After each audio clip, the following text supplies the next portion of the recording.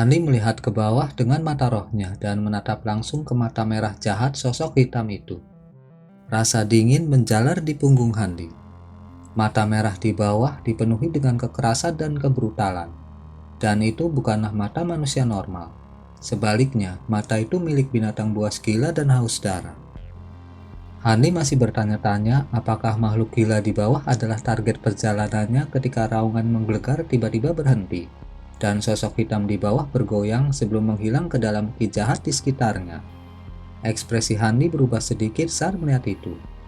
Tapi dia hanya menarik perisai perak dari dalam lengan bajunya dengan tenang dan tidak terburu-buru. Perisai itu kemudian berubah menjadi penghalang cahaya perak yang menyelimuti seluruh tubuhnya di dalamnya. Sama seperti dia telah mengatur langkah-langkah pertahanan itu, ki jahat di belakangnya tiba-tiba mulai melonjak ketika lengan iblis hitam berbulu melesat seperti kilat, menabrak langsung ke penghalang cahaya. Ledakan yang menggelegar meledak, dan cakar iblis itu menancapkan dirinya lebih dari setengah kaki ke dalam penghalang cahaya perak. Hani merasakan penghalang cahaya di sekitarnya bergetar hebat saat ledakan kekuatan besar menyapu ke arahnya. Ekspresinya sedikit berubah, dan hanya setelah melangkah maju 2 langkah kecil, barulah dia bisa menyerap kekuatan dari hantaman yang menakutkan ini. Pada saat yang sama, dia melambaikan tangan di udara, dan pedang emas yang panjangnya beberapa kaki muncul. Dia membungkus jari-jarinya dengan kuat di sekitar gagang pedang, sebelum menyerang dengan cepat di belakangnya bahkan tanpa menoleh. Cahaya keemasan menyala, dan setengah dari lengan berbulu dipotong oleh pedang emas. Sosok hitam itu meraung saat terhuyung mundur beberapa langkah sebelum meluruskan dirinya sendiri. Namun itu terus memelototi Hani dengan keganasan di mata merahnya. Andi berbalik dan memeriksa sosok hitam itu sebelum menghela nafas pelan. Jadi itu benar-benar dirimu. Sepertinya kamu gagal dalam usahamu untuk menyuntikkan ki iblis ke dalam tubuhmu dan telah kehilangan kewarasanmu dari iblifikasi. Sosok hitam itu hanya berjarak sekitar 100 kaki darinya, jadi dia secara alami dapat melihat sekilas dengan jelas. Makhluk iblis itu memiliki kemiripan yang kuat dengan mayat iblis berdaulat Hanli, tetapi sebagian besar jubah hitamnya telah robek, memperlihatkan bulu mayat yang panjang. Ada juga sisik sebesar kepalan tangan hitam pekat yang tumbuh di beberapa wilayah vitalnya, dan sisik itu berkilauan dengan cahaya yang menyeramkan di tengah kegelapan. Wajah seperti tengkorak dari mayat iblis berdaulat telah diselimuti di bawah lapisan tipis ki hitam, dan dia bisa dengan tidak jelas melihat serangkaian fitur yang sangat bengkok di luar tabir ki yang jahat. Itu memancarkan geraman rendah dari mulutnya dan menatap tajam ke pedang emas di tangan Hanli, tapi itu tidak menyerang ke arah Hanli lagi. Serangan pedang kuat Hanli telah menanamkan benih kewaspadaan di dalam hatinya. Oleh karena itu, meskipun dia tidak menginginkan yang lebih baik daripada mencabik-cabik Hani dengan tangan kosong, naluri pelestarian diri mencegahnya untuk menyerang. Ada kantong penyimpanan yang tergantung di pinggangnya, tetapi dia tampaknya telah benar-benar kehilangan kecerdasannya karena iblifikasi. Dia bahkan tidak memiliki kapasitas mental untuk memanggil senjata untuk digunakan dalam pertempuran. Ternyata meskipun ki jahat yang di kedalaman jurang segudang iblis tidak sekuat yang disegel di dalam gunung Kunwu, tingkat iblifikasi masih jauh melampaui antisipasi jiwa baru lahir kedua. Selanjutnya, jiwa baru lahir kedua telah meramalkan bahwa Hani akan tiba di jurang segera, dan dalam urgensinya, dia meningkatkan masuknya ki iblis jahat ke dalam tubuhnya selama tahap akhir dari kultivasinya. Jiwa baru lahir kedua memang memiliki teknik perkembangan hebat, namun terlalu sibuk mengolah seni yin yang mendalam, dan baru mencapai lapisan kedua dari teknik perkembangan hebat. Dengan demikian, meskipun indera spiritualnya lebih kuat daripada kultivator lain dengan basis kultivasi yang sama, masih cukup sulit untuk mengharapkannya mampu menahan masuknya ki jahat yang berkepanjangan. Akibatnya, mayat iblis mampu menahan proses iblifikasi. Namun, jiwa yang baru lahir tidak dapat melakukannya dan menyerah pada akhirnya, sehingga kehilangan kewarasan dan kecerdasannya. Pada titik ini, mayat iblis hanyalah makhluk setengah iblis yang dikuasai hanya oleh naluri dan kecenderungannya untuk membunuh. Itu tidak jauh lebih unggul dibandingkan dengan binatang iblis yang belum mencapai kecerdasan. Hani dengan hati-hati memeriksa lawannya, dan akhirnya bisa memverifikasi bahwa itu memang kehilangan semua kecerdasannya. Dia menghela nafas lega saat melakukan pengamatan. Tetapi pada saat yang sama, dia menemukan perkembangan ini menjadi agak lucu. Dia telah menganggap jiwa baru lahir kedua sebagai musuh yang sangat kuat, dan telah terbang selama sebulan berturut-turut tanpa istirahat untuk sampai ke sini. Hanya untuk dihadapkan dengan skenario lucu seperti itu, yang membuatnya agak tidak bisa berkata-kata. Namun tidak diragukan lagi akan jauh lebih mudah untuk menaklukkan lawan seperti badut, dan menangkapnya pasti sangat mudah. Dengan pemikiran itu, Hani segera mengangkat tangannya tanpa ragu-ragu, mengangkat kipas triflame tinggi-tinggi di udara. Melihat lawannya telah kehilangan semua kecerdasannya, tidak perlu baginya untuk menahan diri. Yang harus dia lakukan hanyalah membakar secara paksa tubuhnya dengan kipas triflame-nya. Tanpa tubuh, jiwa baru lahir keduanya secara alami akan dipaksa untuk menyerah. Saat api 3 warna muncul di permukaan kipas triflame, mayat iblis itu tiba-tiba mengeluarkan suara gemuruh yang dahsyat. Hembusan angin iblis menyapu sekitarnya, diikuti ki iblis yang sangat murni tiba-tiba berkumpul menuju lengannya yang terputus sebelum dengan cepat mengambil bentuk. Pemandangan yang luar biasa kemudian terjadi. Lengan mayat iblis yang terputus benar-benar sembuh dalam sekejap mata.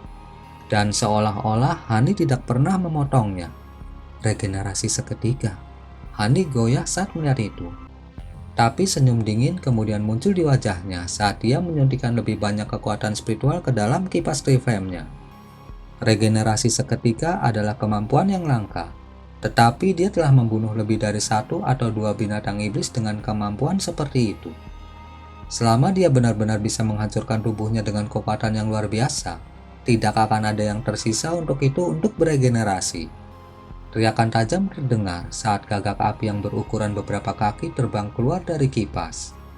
Ada rune 3 warna yang berputar di sekitar tubuhnya saat itu meluncur langsung ke arah mayat iblis.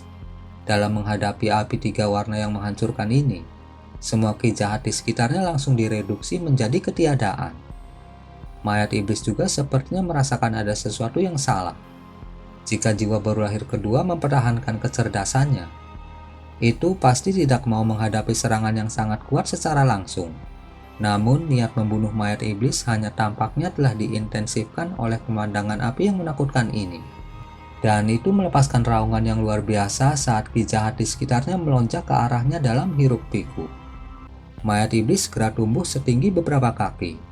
Dia kemudian membuka mulutnya dan meledakkan pilar cahaya hitam pekat. Menuju langsung gagak api 3 warna, ledakan dahsyat meletus. Di kedalaman jurang iblis, bola cahaya 3 warna dan bola cahaya hitam meledak bersamaan. Dan kedua sisi tampaknya memiliki kekuatan yang seimbang, sehingga menghasilkan kebuntuan yang intens. Sedikit kejutan muncul di wajah Hani saat melihat itu. Kipas triflame begitu kuat, sehingga bahkan para kultivator jiwa baru lahir tahap akhir tidak akan berani menerima serangannya secara langsung. Meskipun dia hanya melepaskan sebagian dari kekuatan kipas triflame, masih cukup mengejutkan baginya bahwa mayat iblis tahap jiwa baru lahir pertengahan dapat berdiri melawannya. Dia melihat bentrokan yang terjadi di dekatnya, dan matanya sedikit menyipit. Rune 3 warna berputar di sekitar api yang menyala dengan keras sebelum api akhirnya mampu mengalahkan bola cahaya hitam. Perlahan menelannya sebelum melonjak menuju mayat iblis. Cahaya ganas muncul di mata mayat iblis setelah melihat itu.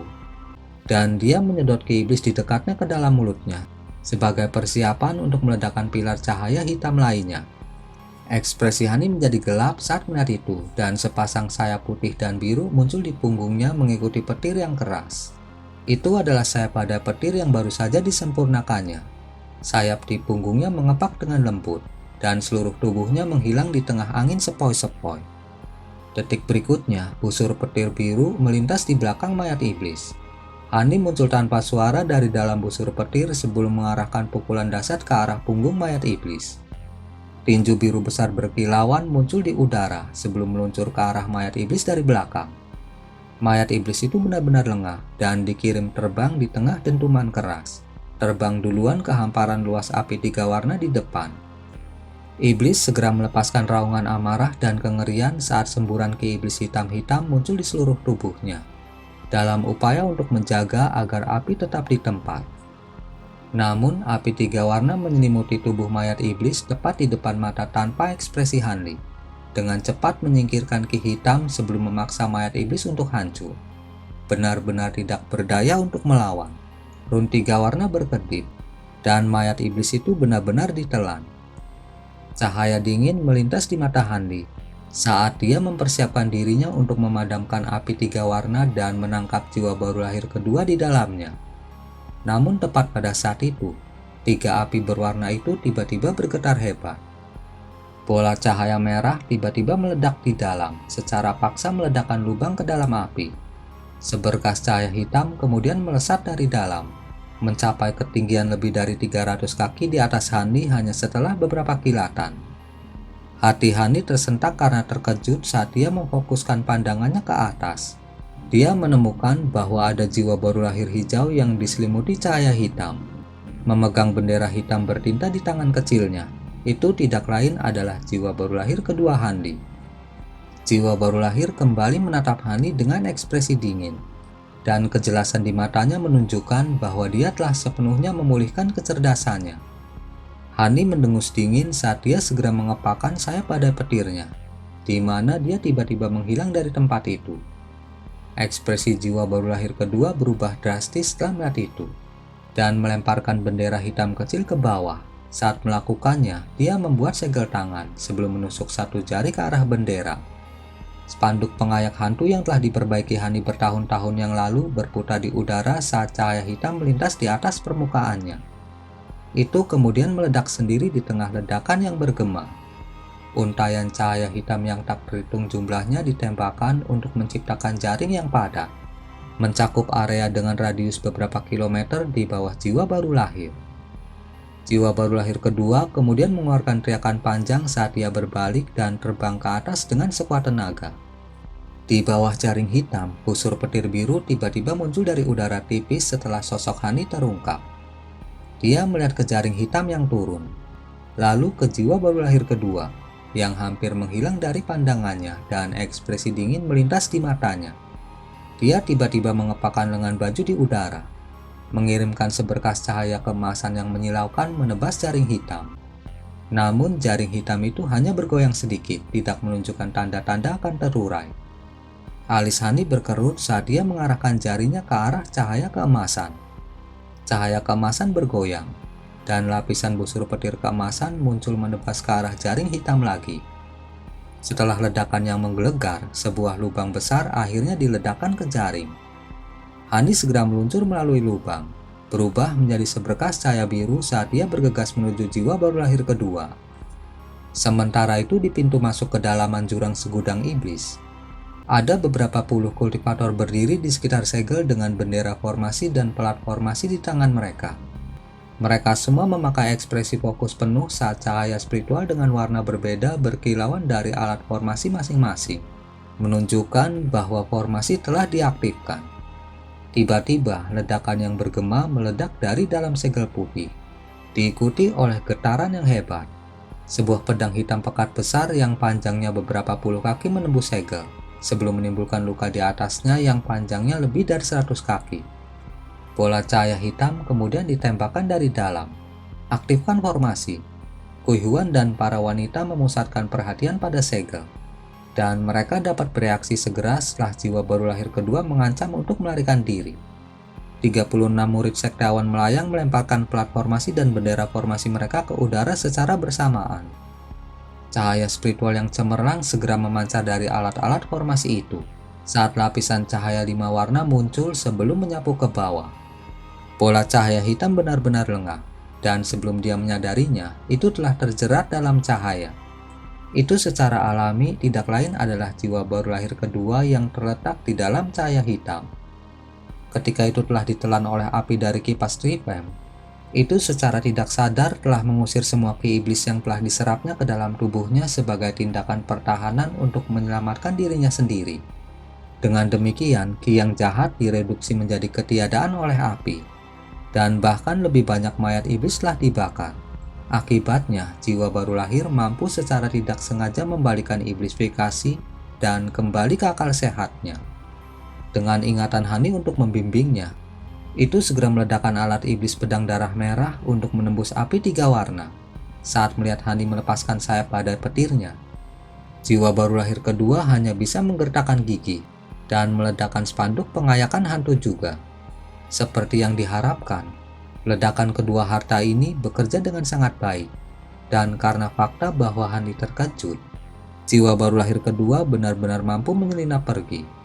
Namun dia tahu bahwa taktik ini tidak akan bisa menghalangi Hani untuk waktu yang lama. Jadi dia sudah mengambil keputusan. Segera setelah melarikan diri dari jurang iblis, dia akan melepaskan teknik teleportasi jiwa baru lahir dan melarikan diri ke salah satu dari Pulau Tujuh Roh. Dalam persiapan untuk situasi yang tepat ini, dia telah menyiapkan tempat persembunyian yang tidak jelas di pulau itu jauh sebelumnya. Dia bahkan telah menggunakan beberapa harta khusus untuk membentuk formasi yang sangat kuat yang akan menyembunyikan auranya dan yakin bahwa formasi itu tidak akan terdeteksi oleh indera spiritual Handi. Namun jiwa baru lahir kedua tidak akan pernah berpikir bahwa Handi akan merekrut bantuan orang lain pada kesempatan ini.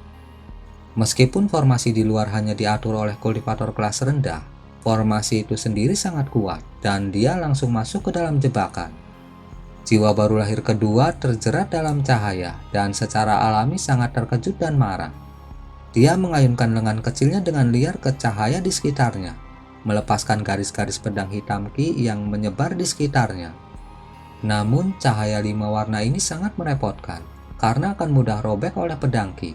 Tetapi luka itu akan menutup dengan sangat cepat, memberi jiwa baru lahir kedua tidak ada kesempatan untuk melarikan diri.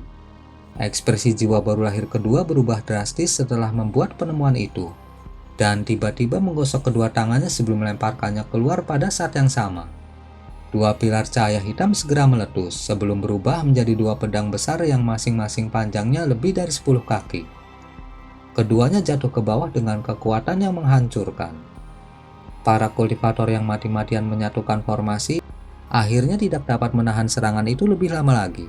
Setelah 2 ledakan yang bergemuruh, sebuah lubang yang berdiameter beberapa kaki diledakkan ke dalam cahaya 5 warna. Cahaya spiritual melintas di sekitar lubang saat berusaha menyegel dirinya sendiri lagi.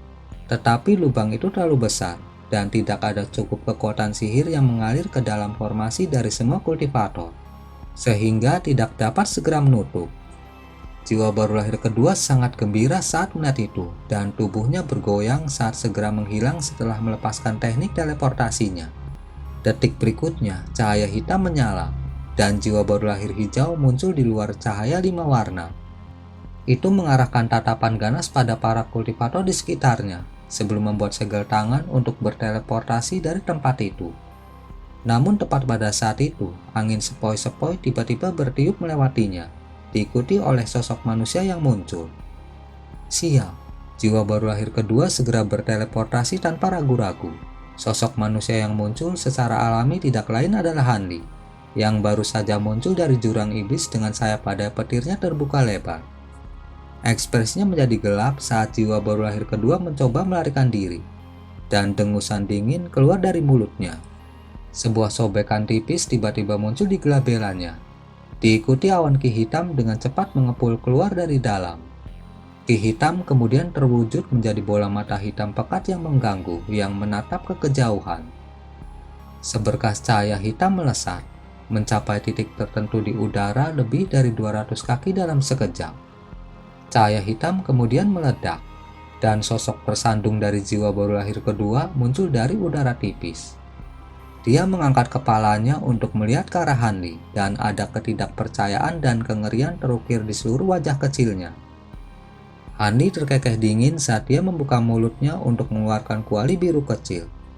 Kuali tergenggam di tangannya, diikuti sayap putih dan biru di punggungnya mengepak dengan lembut, dan seluruh tubuhnya menghilang seperti angin sepoi-sepoi. Jiwa baru lahir kedua tahu bahwa dia berada dalam tumpukan masalah setelah melihat itu, dan dia segera berusaha untuk melarikan diri dari tempat kejadian sebagai seberkas cahaya hitam. Namun tepat pada saat itu, gumpalan benang biru tiba-tiba melesat dari udara tipis, seolah-olah mereka telah menunggu jiwa baru lahir kedua sepanjang waktu, dan jiwa baru lahir kedua segera terikat dalam kepompong biru yang rapat. Jiwa baru lahir kedua sangat terkejut dengan perkembangan ini dan melepaskan garis pedang hitam Ki yang tak terhitung jumlahnya dari seluruh tubuhnya untuk mencoba dan melarikan diri dari kepompongnya. Namun setelah serangkaian ledakan dan cahaya hitam yang berkedip, benang biru itu tetap sama sekali tidak terluka. Jiwa baru lahir kedua benar-benar ngeri sekarang. Tepat saat dia akan melepaskan teknik rahasia lain untuk mencoba dan melarikan diri, busur petir biru menyala, dan Hani muncul dari udara tipis dengan kuali kecil melayang di atas telapak tangannya.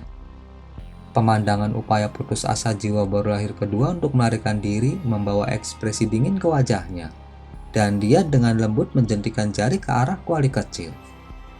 Suara samar terdengar saat tutup kuali terbang dengan sendirinya, dan semburan cahaya biru meletus ke langit.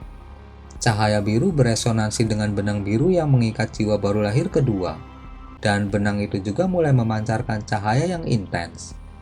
Saat mereka melakukannya, jiwa baru lahir kedua merasakan kepompong mengencang di sekitar tubuhnya. Itu membuatnya benar-benar tidak dapat menggunakan kekuatan spiritualnya. Mengikuti kilatan cahaya biru lainnya, kepompong biru itu melesat dan menyapu jiwa baru lahir yang tidak berdaya ke dalam kuali kecil dalam sekejap mata. Hani kemudian menunjuk ke arah kuali, dan tutupnya terbang ke bawah sebagai seberkas cahaya biru menutup bukaan kuali lagi. Hani menghela nafas lega saat melihat itu, dan senyuman akhirnya muncul di wajahnya. Bahkan seorang kultivator hebat jiwa baru lahir tidak akan bisa melarikan diri dari dalam kuali surgawi. Selamat telah menyelesaikan tujuanmu, Paman Bela Diri Han. Kui Huan dan kultivator wanita segera mendekati Hani untuk mengucapkan kata-kata ucapan selamat dengan ekspresi menjilat di wajah mereka. Hani tersenyum dan menepuk kantong penyimpanan yang tergantung di pinggangnya untuk menghasilkan 2 botol giok putih.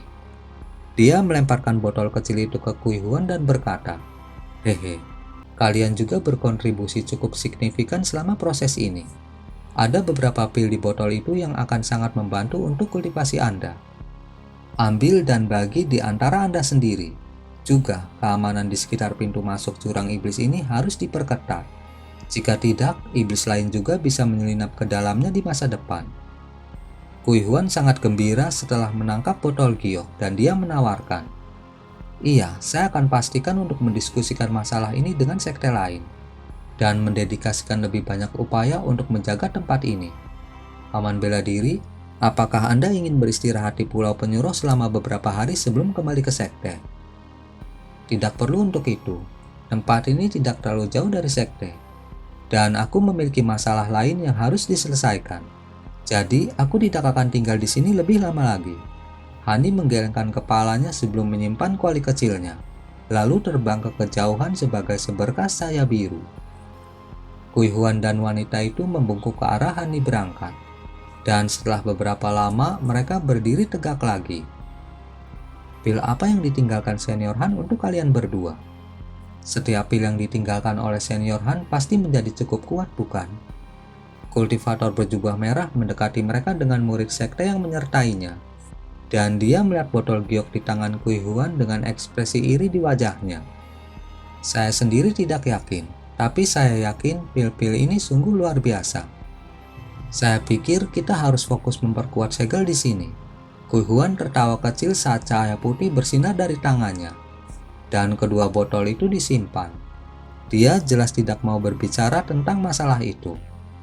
Meskipun luka besar yang ditimbulkan pada segel telah diperbaiki, cahaya spiritual yang berkilauan di permukaannya jelas sedikit redup. Dengan demikian, kultivator sekte awan melayang segera terbang menuju pilar batu terdekat untuk memperkuat segel lagi. Kultivator berjubah merah benar-benar ingin tahu pil apa yang ada di dalam botol itu. Namun dia tahu bahwa tidak akan pintar untuk menekan masalah tersebut. Karena itu, dia hanya terkekeh, dan juga menginstruksikan murid-murid di belakangnya untuk membantu memperkuat segel juga.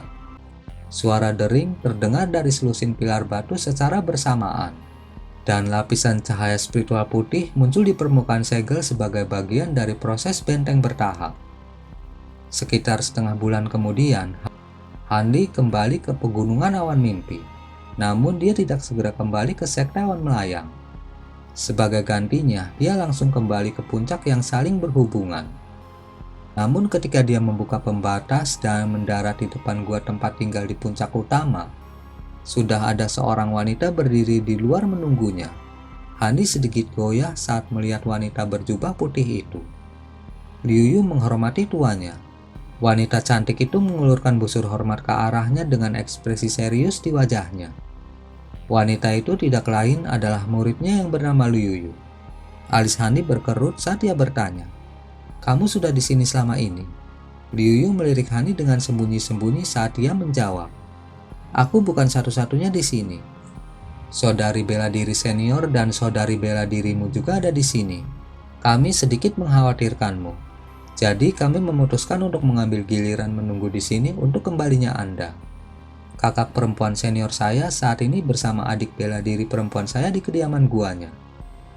Hehe, itu hanya menangkap jiwa baru lahir kedua saya. Dengan basis kultivasi saya saat ini, tidak ada yang perlu dikhawatirkan. Apakah itu berarti Anda semua sudah bertemu Qin-Er?" Hani bertanya dengan sikap yang tampak santai. "Iya, kami semua telah bertemu dengan saudari bela diri Tian. Tidak heran jika Anda akan memutuskan untuk membawanya di bawah sayap Anda, Guru," jawab Liu Yu dengan senyum manis. Hani mengangkat alisnya dan berkata dengan sikap acuh tak acuh, "Qin-Er tidak sama dengan kalian bertiga. Dia memiliki fisik tangisan naga, jadi dia tidak memiliki banyak masa depan dalam kultivasi. Aku menjadikannya muridku karena alasan lain, dan Anda tidak perlu mencoba dan menyelidiki saya untuk mendapatkan jawaban." "Saya tidak akan berani melakukan itu, Guru." Liu Yu sangat gembira mendengar itu, tapi ekspresi canggung muncul di wajahnya karena taktiknya terungkap. Hani mengelus dagunya dan tiba-tiba menginstruksikan dengan suara serius, "Melihat kalian semua ada di sini, kumpulkan 3 lainnya dan datanglah ke gua tempat tinggalku. Ada yang ingin kukatakan kepada kalian semua." "Iya, Tuan." Hati Liu Yu sedikit bergerak sebagai jawaban. Hani mengangguk sebelum melambaikan lengan baju di udara, mengirimkan semburan cahaya biru menyapu gerbang tertutup tempat tinggal guanya. Gemuruh keras meletus saat gerbang batu pelan naik dan tubuh Hani bergoyang sebelum dia memasuki tempat tinggal gua. Sementara itu, Liu Yu berubah menjadi seberkas cahaya putih dan langsung menuju gua tempat tinggal Tian Qin-Er. Beberapa saat kemudian, Hani duduk di kursi utama di aula tempat tinggal guanya. Dan dia dikelilingi oleh 4 wanita cantik yang semuanya menunjukkan ekspresi yang sangat hormat dan tidak berani mengeluarkan suara apapun. Hanya setelah trio Mupailing kembali ke kediaman gua, mereka mengetahui bahwa Hani tidak hanya maju ke tahap akhir jiwa baru lahir. Dia juga merupakan kultivator nomor 1 yang tak terbantahkan di wilayah selatan surgawi. Ketiga wanita itu sangat terkejut mendengar itu, dan sebagai akibatnya, kekaguman dan penghormatan mereka terhadap Hani semakin bertambah. Hani memasang ekspresi dingin di wajahnya dan memarahi trio Mupailing. "Tidak perlu khawatir tentang jiwa baru lahir kedua, itu sudah ditangkap. Dan aku akan segera menghapusnya, lalu menyempurnakannya menjadi jiwa baru lahir kedua lagi. Namun kalian bertiga benar-benar cukup berani. Tidakkah kamu tahu bahwa lembah dalam adalah tempat yang sangat berbahaya bahkan bagi para kultivator jiwa baru lahir? Paman bela diri Han, kami hanya mengambil resiko untuk menjelajah ke lembah dalam karena ramuan roh ilusi adalah yang paling penting bagi kami. Kami tidak akan melakukan sesuatu yang begitu sembrono lagi." Song Yu menjelaskan dengan tangan tergenggam di belakangnya. Hani telah mengenal Song Yu bahkan sebelum mencapai tahap jiwa baru lahir. Jadi dia tidak bisa memaksa dirinya untuk memarahinya lebih jauh. Alih-alih, alisnya berkerut saat dia bertanya, "Ramuan roh ilusi, apakah Anda mencoba memperbaiki pil penghancur ilusi untuk membantu dalam terobosan?" "Memang, Guru, itulah tujuan kami," Liu Yu menjawab dengan jujur. "Jika itu masalahnya, Anda tidak perlu mencari ramuan roh ilusi lagi. Saya kebetulan memiliki sebotol pil penghancur ilusi. Konsumsi pil yang berlebihan selama terobosan tidak disarankan. Jadi 2 pil masing-masing sudah cukup." Hani menepuk kantong penyimpanan yang tergantung di pinggangnya, dan botol hijau kecil muncul di tangannya, yang dengan santai dia lemparkan ke arah Liu Yu. Botol pil itu adalah sesuatu yang dia peroleh dari seorang kultivator jiwa baru lahir yang telah dia bunuh di masa lalu. Mereka tidak berguna baginya, jadi dia memutuskan untuk memberikan bantuan kepada ketiga wanita itu dengan memberikannya kepada mereka. Hanya setelah Liu Yu secara refleks menangkap botol itu, kata-kata Hani terekam di benaknya. Dan dia segera mengulurkan sikap terima kasih kepada Hani dengan cara yang terkejut dan gembira. Song Yu dan Mu Peling juga sangat gembira saat mereka memberikan hormat. Tidak perlu formalitas, itu hanya sebotol pil. Aku memanggil kalian semua ke sini karena ada beberapa hal yang ingin ku beritahukan padamu, kata Hani dengan lambaian tangannya yang meremehkan. Kami pasti akan mendengarkan dengan cermat Paman Bela Diri Han, jawab Song Yu dengan suara hormat. Dua wanita lainnya juga menunjukkan ekspresi serius dalam persiapan untuk mendengar apa yang dikatakan Han Li. Kalian bertiga harus tahu bahwa aku tidak pernah suka mencampuri urusan sekte. Namun sebagai penatua agung sekte sekarang, tidak pantas bagiku untuk melanjutkan dengan cara ini. Aku telah meninggalkan semua masalah merepotkan yang harus diurus oleh Paman Bela Diri Lukita. Tapi aku akan membutuhkan seorang murid untuk berkorespondensi dengan dan membantunya dalam mengawasi masalah dalam sekte selama periode pengasingan saya. Liu Yu, apakah Anda bersedia untuk menjaga beberapa hal dalam sekte menggantikan saya? Tentu saja, saya tidak akan meminta Anda melakukan ini untuk saya secara gratis. Saya akan mengajari Anda beberapa mantra teknik rahasia, dan juga menghadiahi Anda dengan beberapa harta, yang semuanya akan menjadikanmu salah satu kultivator terkuat di basis kultivasimu. Hehe, meskipun pada awalnya kamu dipaksa menjadi murid atas namaku, jika Anda setuju untuk melakukan tugas ini, saya secara resmi dapat menjadikan Anda murid saya. Han Li menawarkan dengan tatapan penuh arti di matanya. Apakah itu benar, Tuan? Liu Yu berseru saat matanya berbinar. Han Li tersenyum dan menjawab pertanyaannya dengan pertanyaannya sendiri. Apakah saya akan berbohong kepada Anda dengan status saya saat ini? Jika itu masalahnya, maka saya akan merasa terhormat menerima tugas itu. Liu Yu menjawab tanpa ragu-ragu. Mungkin itu adalah prospek untuk mendapatkan lebih banyak kekuatan dan pengaruh dalam sekte awan melayang yang memikatnya. Atau mungkin itu adalah gagasan untuk secara resmi menjadi murid Han Li yang menarik baginya. Mungkin kombinasi dari dua faktor itulah yang mendorongnya untuk langsung menyetujui pengaturan ini. Bagaimanapun, Han Li telah mencapai tujuan pertamanya, dan dia mengangguk dengan ekspresi konten. Dia melambaikan lengan bajunya di udara, dan slip giok putih muncul di tangannya. Dia kemudian mengeluarkan sepasang gelang hijau, penggaris yang berapi-api, dan pedang terbang keemasan yang mengkilap dari kantong penyimpanannya, dan memberikan semua barang itu padanya. Liu Yu menerima slip giok dan harta karun dengan kedua tangannya, dan dia membungkuk berulang kali untuk mengungkapkan rasa terima kasihnya dengan ekspresi gembira di wajahnya. Dia tidak tahu teknik apa yang dicatat dalam slip giok, tetapi hanya harta kuno ini saja merupakan harta yang tak terbayangkan baginya, dan lebih dari cukup untuk memuaskannya. Pergi dan kunjungi senior Lu. Aku akan memberitahunya tentang pengaturan ini segera melalui transmisi suara, Han Li menginstruksikan. Liu Yu segera mengangguk sebelum pergi setelah memberi hormat terakhir. Setelah dia pergi, Han Li membalik telapak tangannya dan jimat transmisi suara muncul di tangannya. Dia mengucapkan beberapa kata ke dalam jimat sebelum mengirimkannya ke arahnya, dan jimat itu menghilang ke kejauhan dalam sekejap sebagai seberkas cahaya. Semua orang memandang dalam diam, dan tidak ada yang berani mengganggu Han Li selama proses itu. Keponakan bela diri Song, aku juga punya sesuatu untuk kamu lakukan, kata Han Li sambil perlahan berbalik ke Song Yu. Tolong beri saya pencerahan Paman Bela Diri Han, Song Yu segera menjawab. Han Li berhenti sejenak sebelum melanjutkan. Ini sebenarnya bukan masalah yang sangat penting. Saya hanya berharap bahwa Anda akan dapat mengawasi para kultivator dengan indera spiritual yang kuat sejak lahir di antara murid-murid yang direkrut oleh sekte selama beberapa tahun ke depan. Saya ingin mengambil satu sebagai murid saya dan mengajar mereka secara langsung. Indera spiritual yang kuat secara inheren sejak lahir. Murid seperti itu sangat jarang, jadi saya tidak bisa menjamin, tapi saya akan melakukan yang terbaik. Song Yu sedikit ragu setelah mendengar permintaan itu. Tidak apa-apa, Ini bukan masalah yang mendesak. Ini hanya sesuatu yang harus Anda ingat. Saya dapat melihat bahwa Anda telah mencapai puncak tahap formasi inti tengah.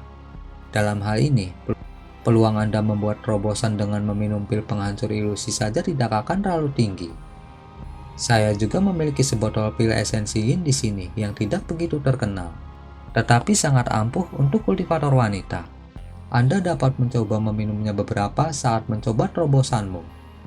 Hani mengangkat tangan saat dia berbicara, dan botol hitam kecil muncul di tangannya di tengah kilatan cahaya biru, lalu terbang tanpa suara ke arah Song Yu. Seperti yang diharapkan, Song Yu belum pernah mendengar tentang pil esensi yin yang tidak jelas ini. Tapi dia pasti tidak akan mengabaikan rekomendasi dari seorang kultivator hebat seperti Handi. Dengan demikian, ekspresi gembira muncul di wajahnya dan dia menerima botol giok dengan kata-kata terima kasih. Hani berbicara dengan Song Yu sedikit lebih lama sebelum mengirimnya dalam perjalanan. Dia kemudian mengalihkan pandangannya ke arah Mu Peiling. Tubuh Mu Peiling sedikit menegang sebagai tanggapan. Dan dia secara refleks menundukkan kepalanya saat rona merah samar muncul di kulit seperti porselen. Ekspresi kompleks muncul di mata Hanli saat dia bertanya dengan suara lembut. "Kamu telah menjadi selirku selama lebih dari seabad sekarang kan?"